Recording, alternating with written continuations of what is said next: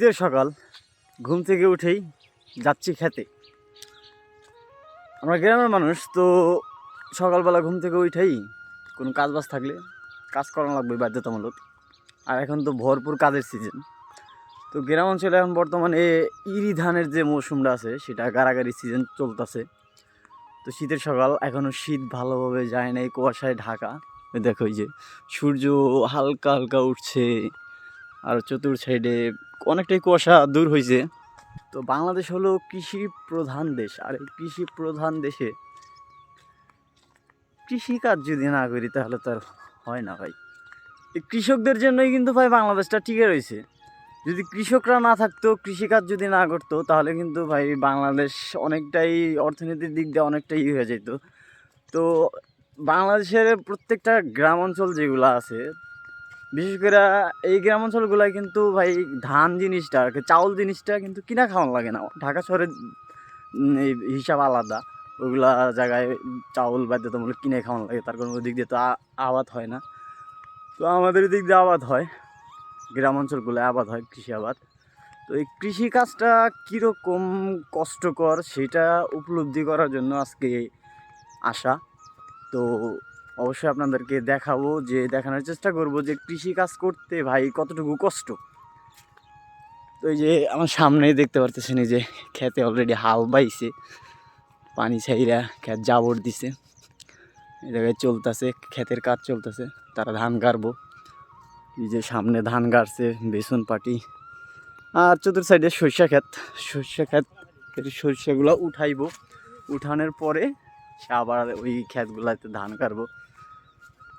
তো let's go guys, দেখা যাক তোমাদেরকে কতটুকু দেখাইতে পারি কৃষিকাজ সম্পর্কে। ভাই আমরা ভাবি যে কাজ না জানি কত সহজ একটা জিনিস, বিশেষ করে ভাই কৃষিকাজ। তাই হ্যাক করে উড়ে আলাইছে।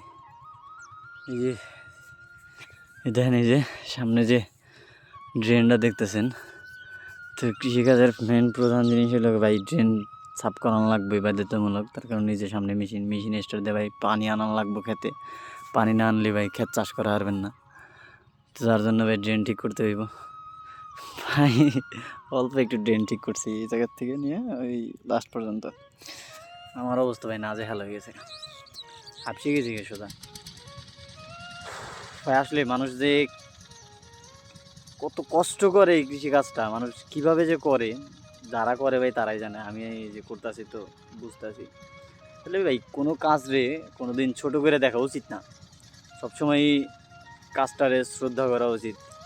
যে যে কাজই করুক না কেন, চাইলে কেউ কৃষি করুক, কেউ জুতা সেলাই করুক, কেউ টয়লেট সুইপার হোক, যে যেমন কাজই করুক না কেন ভাই, তার কাছে তার ওই কাজটা হইলো কি, তার পেটের খোরাক। সে কাজ না করলে তার পেটে কী করতে পারবো না, খোরাক দিতে পারবো না, ভাত দিতে পারবো না ভাই।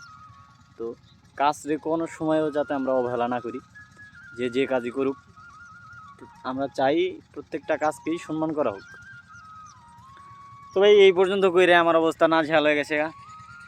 তো দেখি আর একটু করি, ড্রেনটা সাফ করি, পরে ওই যে ক্ষেত যে দেখতেছেন সব কিছু করতে হইব। হাল বাইছে, ওটি আবার কোবাইতে হইব, বেসন তুলতে হইব। ভাই ফুল তোলা একটা প্যারার ভিতরে আছে ভাই, কৃষিকাজটা সেই একটা প্যারার কাজ। টিনের দেওয়া হয়েছে আর ড্রেনে পানি ছাড়া হয়েছে।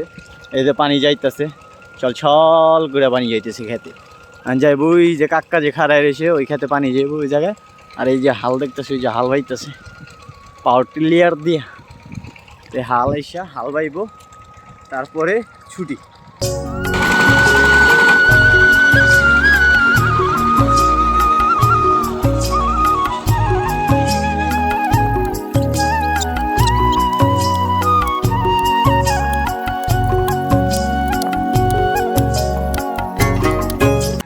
ভাই এই কৃষিকাজের ভিতরে না সবচেয়ে কষ্টের কাজটা হইল গিয়ে এই কোদাল কোবানি। মাথা মতো হ্যাং করে আলায় ভাই। 15-20টা কোদাল কোপ দিলে না আইলের ভিতরে, পেটের ভিতরে ভাই যে চারটা লাগে, অবস্থা ভাই খারাপ হয়ে যায়, প্রচুর ক্ষুধা লাগে। ভাবি যে আমার করে যে বাপ দাদারা যে কাম কাজ করতো, এই ক্ষেত খামারে যে কাজগুলো করতো, কোদাল কোবানি, ধান গাড়া, আসলে তারা অনেক কষ্ট করতো।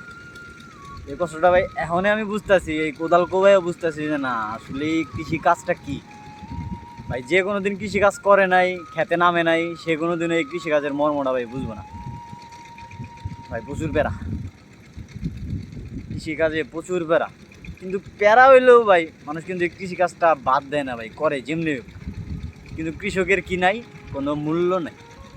এত সুন্দর করে এত কষ্ট করে আবাদ চাবাদ কইরা তারপরে যখন ধান কাটতে বাড়িতে নিয়ে যায়, নিয়ে যাওয়ার পরে ধান মহিলা চলে যখন বেচার দিন আয়, বেচার সময়টা আয়, তখন ভাই এই ধানের মনের হিসাব করতে গেলে 1,000টা মনও মাঝে মধ্যে ভাই 900টাও মন যায়। কোনো কথা ভাই, এত কষ্ট সাধ্য কইরা যদি 900 টাকা 1,000 টাকা মন ধান বেচে, তাহলে কৃষকের কই কষ্টের ফল কই ভাই? আমি দেই না। ভাই কৃষিকাজটা আসলে অনেক কষ্টকর একটা কাজ। আরও অনেক কাজ আছে ভাই। সবাই তো ভাই কোদাল কোবাইতেছি,